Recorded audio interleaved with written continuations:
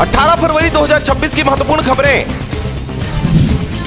RI परीक्षा exam से पहले कैंडिडेट्स तक पहुंचा था प्रश्न पत्र। होटल फार्म हाउस में ठहराए गए थे अभ्यर्थी। आरोपियों की लोकेशन पर 3000 पन्नों की चार्जशीट पेश।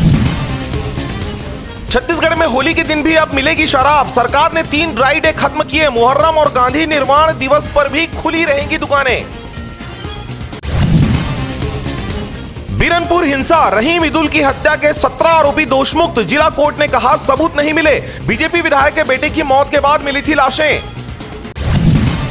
संबलपुर के बीरनपुर में इदुल रहीम की हत्या के 17 हिंदू आरोपी दोषमुक्त। बोले जेल और बदनामी झेली, भविष्य बर्बाद हुआ। सरकारी नौकरी दो वरना आंदोलन करेंगे। 18 फरवरी से शुरू होगी सतनाम सद्भाव पदयात्रा। गुरु खुशवंत साहेब 5 दिनों तक करेंगे पदयात्रा। समानता और समरसता का दिया जाएगा संदेश।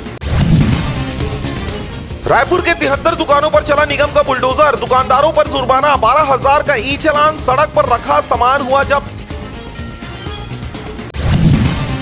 अखिल भारतीय विकलांग चेतना परिषद और शासकीय महाविद्यालय के बीच MOU शैक्षणिक और सामाजिक सहयोग को मिलेगा बढ़ावा। कार्यक्रम में स्टूडेंट्स ने पूछे सवाल।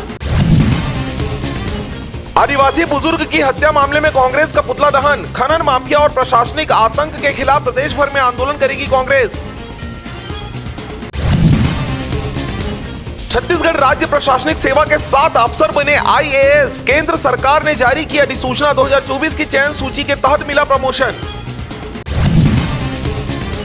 रायगढ़ में 6.5 घंटे बिजली सप्लाई रहेगी बंद। 3 फीडर के 28 से ज्यादा एरिया प्रभावित। पावर ट्रांसफार्मर की क्षमता में वृद्धि के लिए चलेगा काम। कर्मचारियों के वेतन वृद्धि के खिलाफ राज्य सरकार पहुंची सुप्रीम कोर्ट। शासन और कर्मचारियों ने रखा पक्ष। अब 20 फरवरी को होगी सुनवाई।